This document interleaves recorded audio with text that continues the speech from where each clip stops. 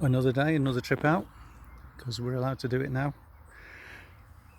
Socially distancing, obviously, that's what we've got to do. It's the new normal, and I'm at a place which it's a favourite place of mine. So this is the Macclesfield Canal. These are the Bosley Locks. In the distance, you might be able to pick out Mow Cop somewhere behind there. Okay. But it's quite interesting the other day because somebody asked the question, where does your information go? So we were talking about information when you send it from your phone. So you send a text or you have any personal information that that you upload. Where does it go? And obviously it goes in the cloud.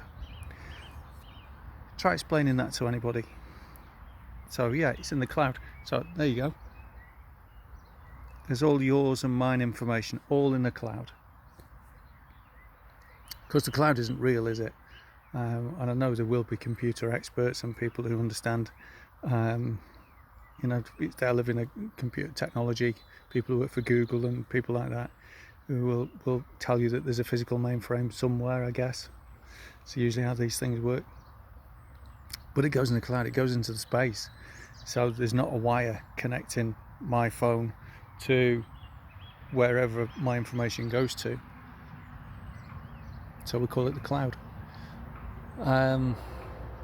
It's quite bizarre, really. And we actually believe that when we send a text message, it goes from our phone and reaches the other person, and we can't see where it went. That's called magic. You know, if you'd have done the same kind of thing to people of a bygone era, they would have called it magic. But we just accept it. Oh yeah, it's just what we do. It goes up to the cloud. Who cares? It's the same with TV remotes. You know, when I was a kid, if you wanted to change channel, you actually had to get up off your backside, walk across the room, and push a button. You know, you couldn't stare at it, and it wouldn't magically change. But no, you can even do it with your phone. There's apps on your phones that you can do it with. And I'm sure in Silicon Valley, I'm sure they've already worked out how they can put a microchip in a human skull, and so all you have to do is blink or think about it and it'll change channel. But we can't see it happening. That's the thing. We look with our eyes. So if we can't see it, we don't believe it. But for some strange reason, we believe in remote controls. We believe in the cloud. We believe in Wi-Fi. We believe in all this wireless technology we've got, even though we've never actually seen it physically working. It's not physical. And it always makes me smile when people say things like about spirits and spirituality and the spirit world. And well, I don't believe it because I can't see it. Yeah, right. Well, you can't see Wi-Fi, but you believe in that. You can't see the cloud, but you believe in that. Maybe it's because scientists have told us that this is how it works. We know how it works, just believe us. Okay.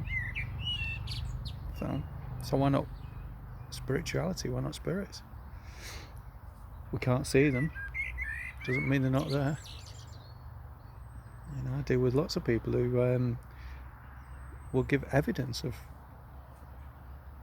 things being there and people being there, and the information is there. And in a similar way to the way all our personal information is stored in the cloud, then who's to say that all our information isn't stored in a different cloud somewhere? So in other words, we can't see it.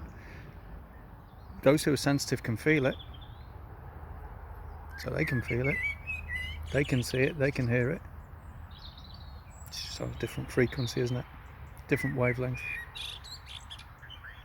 So yeah, all our information stored in the cloud. Okay. Not these clouds, obviously. But we can't see it.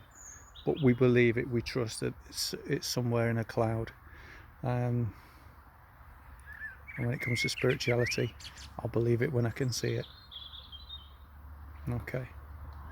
There's a famous phrase. You'll see it when you believe it.